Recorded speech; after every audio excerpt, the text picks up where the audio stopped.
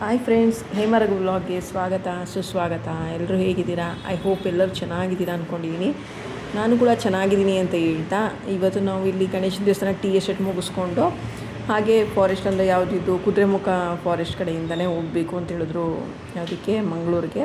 ಹಾಗಾಗಿ ಅಂದಿವೆ ಹೋಗ್ತಾಯಿದ್ದೀವಿ. ಅಲ್ಲಿ ಪ್ರಕೃತಿ ತುಂಬ ಚೆನ್ನಾಗಿತ್ತು. ಮತ್ತು ಇಲ್ಲಿ ಚೆಕ್ ಪೋಸ್ಟ್ ಇರುತ್ತೆ, ಕುದುರೆಮುಖ ಚೆಕ್ ಪೋಸ್ಟ್ ಅಂತೇಳಿ. ಅಲ್ಲಿ ಎಂಟ್ರಿ ಫೀಸ್ ತೊಗೊತಾರೆ. ಫೀಸ್ ತೊಗೊಂಡು ಟೈಮ್ ಲಿಮಿಟ್ ಹಾಕ್ಕೊಡ್ತಾರೆ.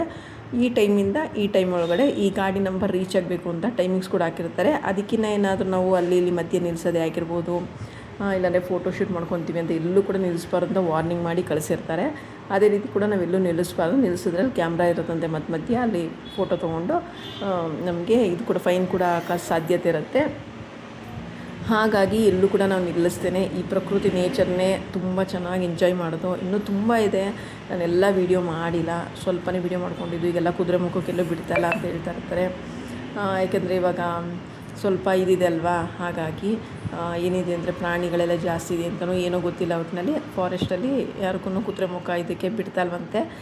ಹಾಗಾಗಿ ಈ ಥರನೇ ಎಂಜಾಯ್ ಮಾಡ್ಕೊಂಡು ನಾವು ಕಾರ್ದು ಕ್ಲಾಸ್ ಇಳಿಸ್ಕೊಂಡು ಎಲ್ಲ ನೋಡಿಕೊಂಡು ತುಂಬ ಚೆನ್ನಾಗಿ ಎಂಜಾಯ್ ಮಾಡಿದೋ. ಒಂದು 2.5 ಅವರ್ಸು ತುಂಬ ಎಂಜಾಯ್ ಮಾಡಿದೋ ಅಂತಲೇ ಹೇಳ್ಬೋದು. ನೀವು ಕೂಡ ಎಂಜಾಯ್ ಮಾಡಿ ಅಂತ ಹೇಳ್ತೀನಿ. ನೀವೇನಾರು ಆ ಸೈಡ್ ಹೋದರೆ ಈ ಫಾರೆಸ್ಟ್ ಒಳಗಡೆ ಎಂಟ್ರಿ ಆಗಿ ಇದಕ್ಕೂ ಕೂಡ ಫೀಸ್ ಇರುತ್ತೆ. 150 200 ರೂಪೀಸ್ ಫೀಸ್ ಇರುತ್ತೆ. ಮತ್ತು ಟೈಮ್ ಲಿಮಿಟ್ ಕೂಡ ಇಟ್ಟಿರ್ತಾರೆ.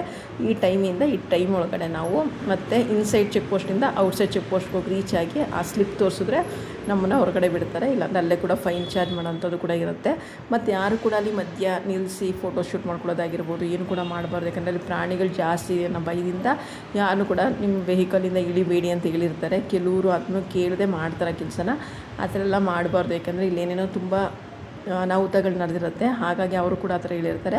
ಹಾಗಾಗಿ ನಾವು ಕೂಡ ಅದನ್ನ ಫಾಲೋ ಮಾಡಬೇಕಾಗುತ್ತೆ. ಯಾಕಂದರೆ ಅವರು ನಮಗೋಸ್ಕರನೇ ಮಾಡೋದಲ್ವ. ಹಾಗಾಗಿ ನಾವು ಕೂಡ ಇದು ಫಾಲೋ ಮಾಡಬೇಕಾಗತ್ತೆ. ನಾವಂತೂ ಸಿಕ್ಕಾಪಟ್ಟೆ ಎಂಜಾಯ್ ಮಾಡೋದು ಅಂತ ಹೇಳ್ತೀನಿ. ಇನ್ನೂ ಸ್ವಲ್ಪ ವೀಡಿಯೋ ಇದೆ, ಪೂರ್ತಿ ವೀಡಿಯೋ ನೋಡಿ, ಎಲ್ಲೂ ಕೂಡ ಸ್ಕಿಪ್ ಮಾಡಬೇಡಿ. ನಿಮ್ಗೇನಾದ್ರು ಇಷ್ಟ ಆಗಿದ್ದರೆ ಒಂದು ಲೈಕ್ ಕೊಡಿ, ಶೇರ್ ಮಾಡಿ, ಕಮೆಂಟ್ ಮಾಡಿ. ತುಂಬ ಏನಾದ್ರು ಇಷ್ಟ ಆಗಿದ್ದರೆ ಒಂದು ಸಬ್ಸ್ಕ್ರೈಬ್ ಮಾಡ್ಕೊಳ್ದೆ ನೋಡ್ತಾ ಇರೋರು ಸಬ್ಸ್ಕ್ರೈಬ್ ಮಾಡಿಕೊಂಡು ಹೀಗೆ ವೀಡಿಯೋಸ್ ಎಲ್ಲ ನೋಡಿ ಅಂತ ಹೇಳ್ತಾ ಇವತ್ತಿನ ಮಾತನ್ನ ಇಲ್ಲೇ ಮುಗಿಸ್ತಾ ಇದ್ದೀನಿ. ಇನ್ನೊಂದು 2 ಮಿನಿಟ್ಸ್ ಇದೆ. ದಯವಿಟ್ಟು ಎಲ್ಲರೂ ವೀಡಿಯೋಸ್ ನೋಡಿ.